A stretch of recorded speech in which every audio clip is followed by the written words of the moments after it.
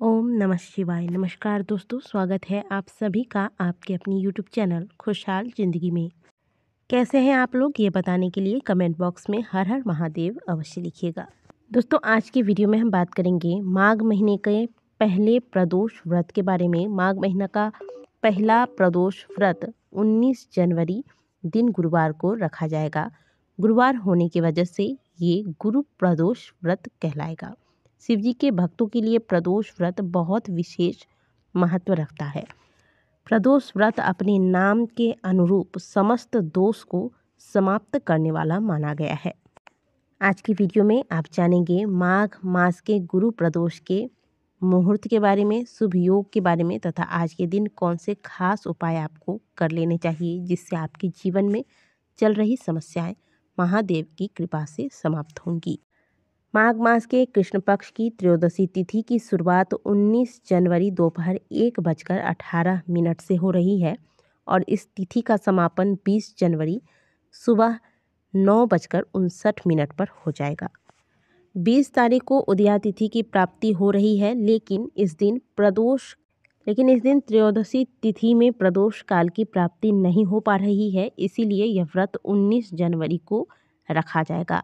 आज के दिन पूजा का जो शुभ मुहूर्त होगा वह होगा शाम 5:49 से लेकर रात 8:30 तक। तो जो भी आप प्रदोष का अगर व्रत करते हैं, उपाय करते हैं या पूजा पाठ इत्यादि करेंगे, इस मुहूर्त के अनुसार आपको 19 तारीख को कर लेना है। इस दिन भगवान भोलेनाथ के साथ साथ माता पार्वती की भी पूजा की जाती है।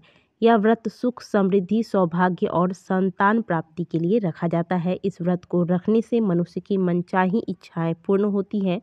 गुरु प्रदोष व्रत रखने से शत्रुओं का नाश होता है, विरोधी शांत होते हैं, साथ ही पुराने विवादों से भी छुटकारा मिलता है। महिलाएं यह व्रत सौभाग्य की प्राप्ति के लिए भी रखती हैं। यदि नियम के अनुसार इस व्रत को रखा जाए तो व्यक्ति के जीवन की सभी मनोकामनाएं पूर्ण होती हैं। जरूरी नहीं कि आप अगर व्रत रखते हैं तो ही आप प्रदोष के दिन महादेव की पूजा करेंगे, बल्कि अगर आप व्रत नहीं रखते तो भी प्रदोष के दिन, प्रदोष काल में महादेव की अगर पूजा आराधना करते हैं या फिर शिव महापुराण में वर्णित कुछ विशेष उपाय करते हैं तो इससे भी आपको महादेव की विशेष कृपा प्राप्त होती है। साथ ही लंबे समय से चल रही जीवन की सभी समस्याएं भी समाप्त होती हैं। तो प्रदोष के दिन भले आप व्रत करें या ना करें, महादेव को बिल्कुल भी आपको भुलाना नहीं है। यथासंभव महादेव की पूजा अर्चना आज के दिन अवश्य करनी है। प्रदोष के दिन प्रातःकाल जल्दी उठिए, घर की साफ सफाई कर लेने के बाद स्नान करें। स्नान करने के बाद यदि आप व्रत करते हैं तो व्रत का संकल्प तो आपको अवश्य लेना है। अगर व्रत नहीं करते तो संकल्प लेने की आवश्यकता नहीं है। सुबह को आप घर में ही पूजा पाठ अच्छे से कर लीजिए, लेकिन शाम को यानी कि प्रदोष काल में महादेव की पूजा अर्चना मंदिर जाकर ही कीजिएगा विधिवत तरीके से, क्योंकि मान्यता है कि शाम के समय यानी कि प्रदोष के दिन, प्रदोष काल में महादेव के जितने भी शिवालय हैं और उन शिवालयों में जितने भी शिवलिंग स्थापित हैं, उन सभी शिवलिंगों में भगवान भोलेनाथ साक्षात रूप से निवास करते हैं।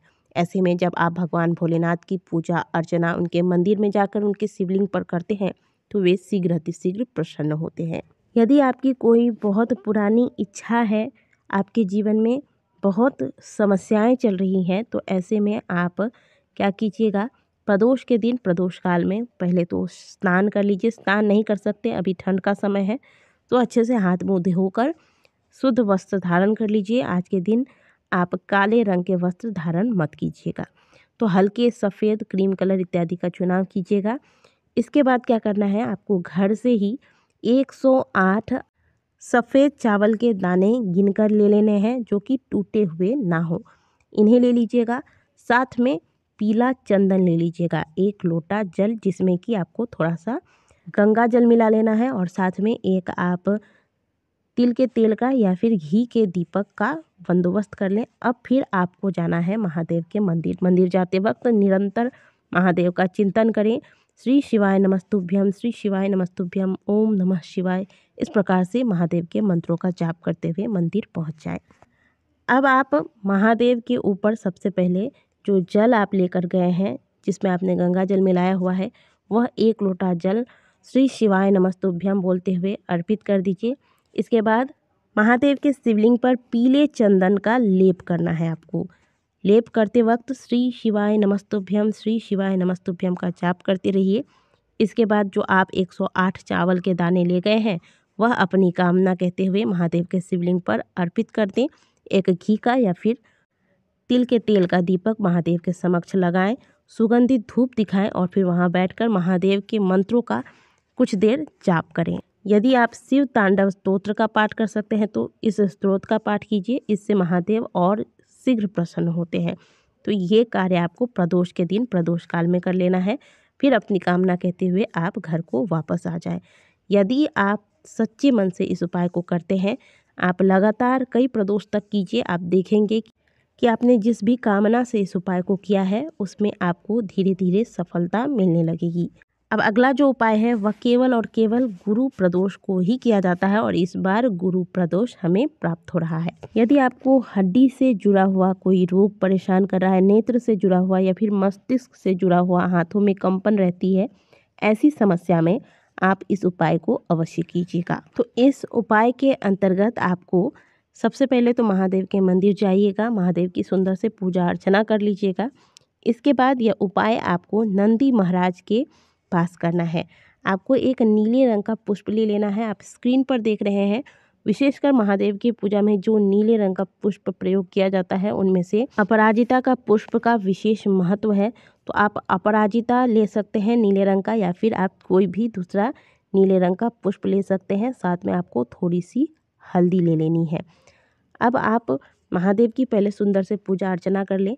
इसके बाद आप ये नीले वाले पुष्प में थोड़ा सा हल्दी लगाकर फिर नंदी महाराज का जो पैर उठा हुआ रहता है, आप स्क्रीन पर देख रहे हैं, नंदी महाराज का एक पैर हमेशा उठा हुआ रहता है। तो नंदी जी के उठे हुए पैर के पास आपको यह पुष्प श्री शिवाय नमस्तुभ्यम कहते हुए समर्पित कर देना है, अपनी कामना कहते हुए। यानी कि जो भी रोग, जो भी समस्या आपको परेशान कर रहा है, हड्डी, मस्तिष्क, नेत्र इत्यादि से जुड़े हुए, वो समस्याओं के निवारण के लिए प्रार्थना करते हुए श्री शिवाय नमस्तुभ्यम का ध्यान करके यह पुष्प हल्दी लगाकर नंदी जी के उठे हुए पैर के पास आपको समर्पित कर देना है। यह उपाय केवल और केवल गुरु प्रदोष को ही किया जाता है। ऐसा करने से इन सभी परेशानियों से आपको छुटकारा मिलना आरंभ हो जाता है।